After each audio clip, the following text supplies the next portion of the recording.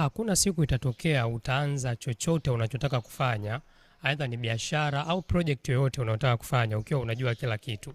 Yaani vitu tunavyotaka kuvifanya mara nyingi tunaanza na kupata uzoefu kadiri tunavyofanya. Na mfano nikupe, Mungu anajua kila kitu.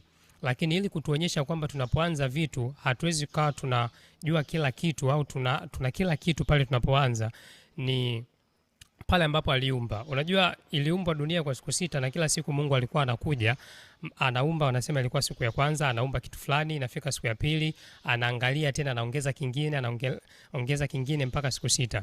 Alikuwa hashindwi kufanya vitu vyote kwa siku moja kwa sababu anaweza kufanya kila kitu.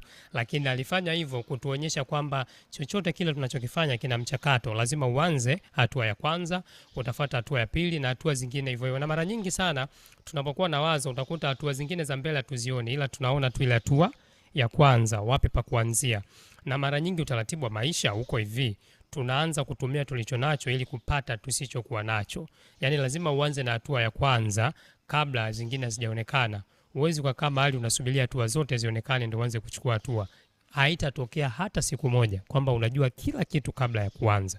Lazima uanze kwanza na ulicho nacho, halafu mengine usiokuwa nayo yatavutwa na juhudi na kadiri muda unavyoenda ukiwa unaendelea kufanya kile ambacho umeanza kukifanya.